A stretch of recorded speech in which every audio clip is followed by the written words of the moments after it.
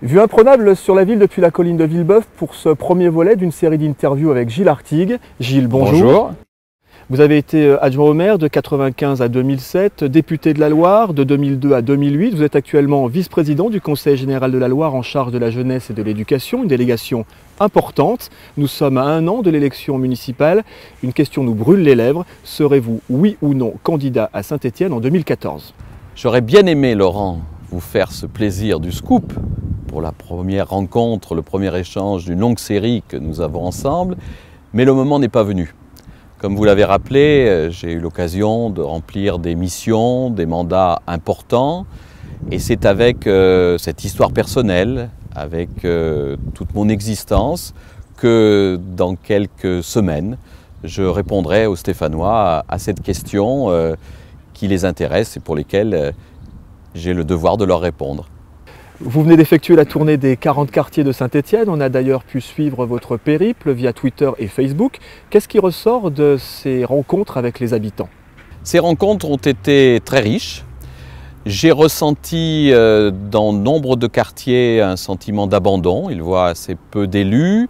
Ils ne se rendent pas vraiment compte de l'horizon que leur dessine l'équipe municipale actuelle. Et j'ai eu à cœur de remettre à niveau un peu l'ensemble de mes connaissances pour proposer, en plus du grand projet pour Saint-Étienne, des projets beaucoup plus ciblés, quartier par quartier. Le terrain, c'est votre marque de fabrique. Ne croyez-vous pas que Saint-Étienne a besoin d'ambition et de grands projets plutôt que de proximité ? Saint-Étienne a besoin des deux. Vous savez, je crois que l'un n'empêche pas l'autre. Il faut tenir les deux bouts de la chaîne.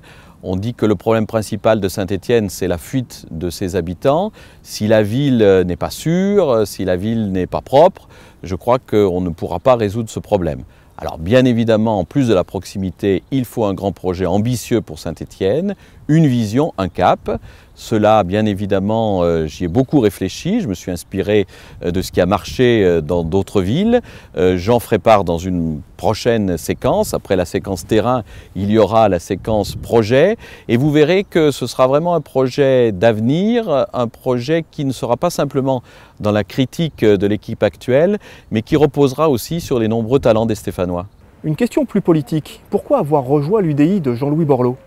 C'est tout simple, je suis centriste de toujours, je connais bien Jean-Louis Borloo, nous avons travaillé ensemble à la rénovation urbaine de nos quartiers stéphanois.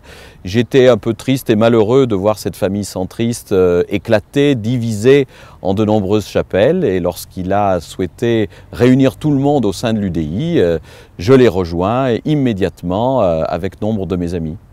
Pour conclure, ne pensez-vous pas que le centre et la droite républicaine doivent s'unir pour remporter l'élection l'année prochaine ? En clair, l'UDI et l'UMP doivent-ils faire liste commune ? Si oui, comment désigner la tête de liste et sous quel calendrier ?